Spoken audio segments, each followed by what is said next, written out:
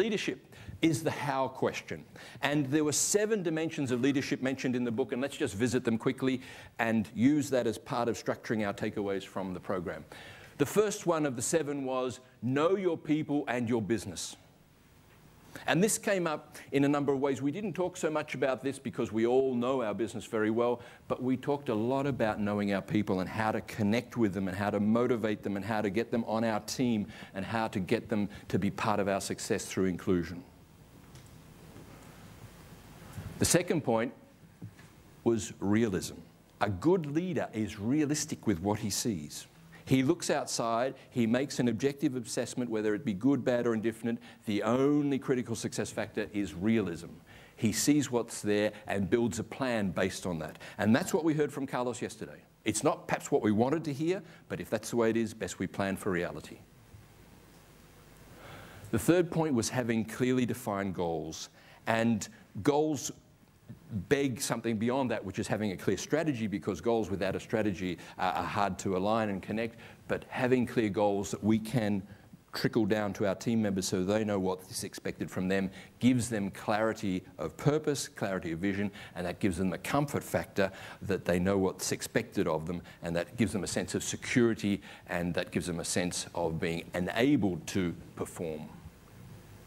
Follow-through. We haven't talked much about follow-through yesterday and today, but follow-through is obviously vital. And follow-through, I believe, happens at 2 levels. Us as individuals in a one-man sport, follow-through means we have to be self-disciplined, making sure, did I go through my checklist? Have I done what I said I would do? Simple as that. But it doesn't end there. Follow-through is also a team sport. Have we allowed our team to win?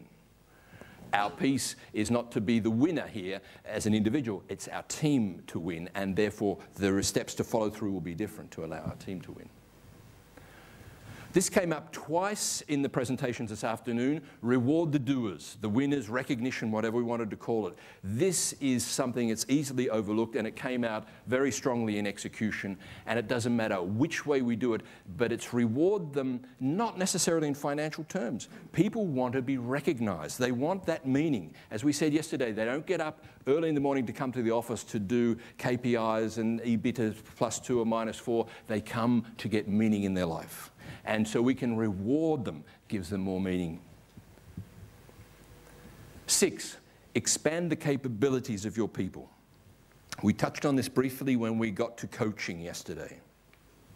And coaching means listening, understanding, aligning our dialogue with the level of the individuals. And coaching here will be totally different to coaching to another individual. But we have to be able to expand our capabilities of people. We have to understand them, which takes us back to point 1, know your people. And point 7 then is know yourself. And this is perhaps the most interesting journey in management. And it takes us all back to what Gandhi said, change starts with us. We have to become the change we wish to see in the world. And the only way you can do that, before we can change ourselves, we have to know where we are, who we are, what we're about. Spend time thinking about what are your personal values. That will give you clarity, which will be felt through others as charisma and energy. Does this guy look like he knows himself?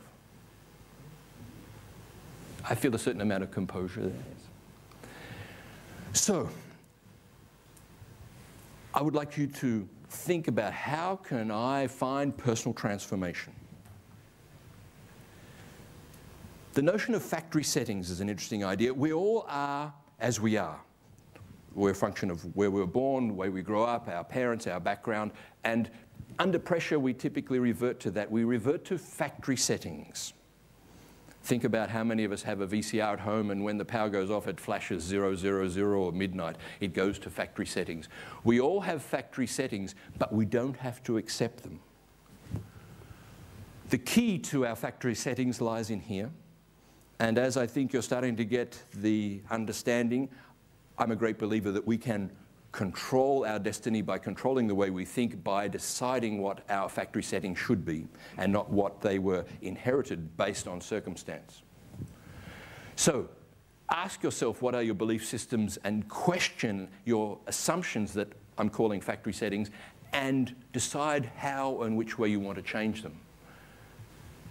So get your hands inside your head and scramble your brains a bit and scramble your thinking and see what you come up with. Reset your factory settings to what you need to be successful in the new world.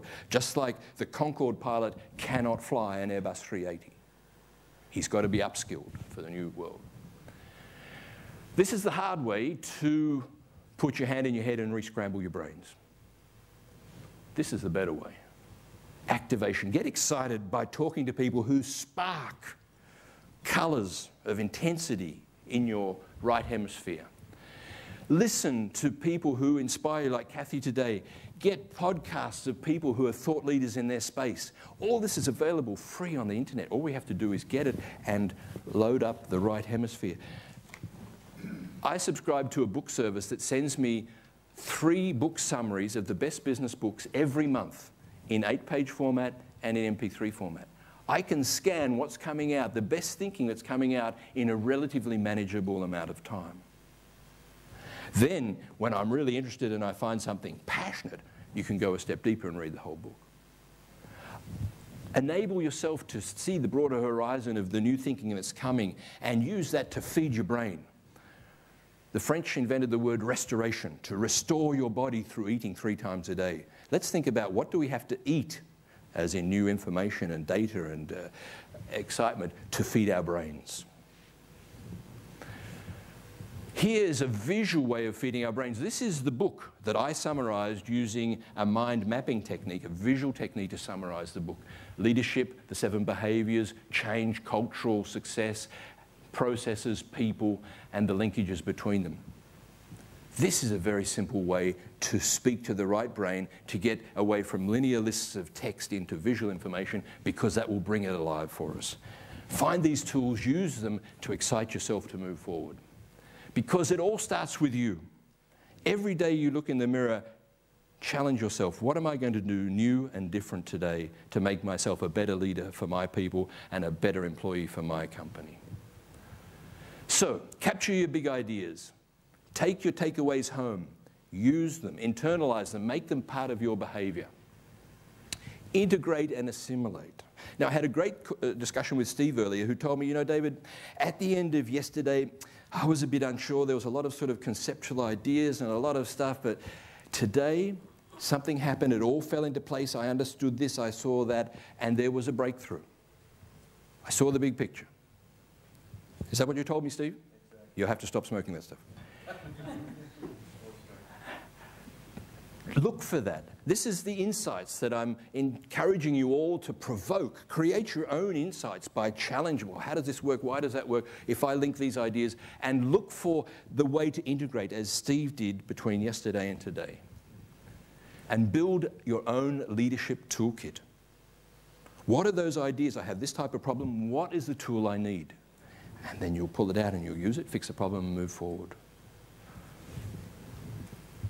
So I promise to show you the key success factors to flying yourself to success as a leader in the new world. And here they are.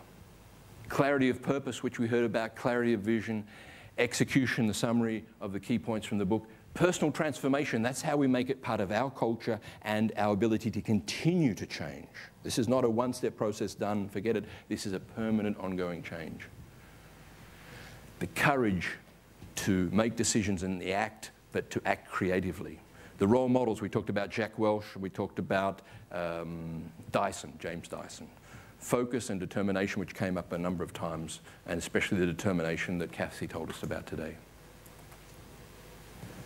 I wish you every success in the future as you fly your leadership mission towards your new targets, your new objectives, and the new skills and ideas that you can now take back home to share with your people to make them more able to execute. I said at the start we had a lot of information. I hope I have kept up to my promise.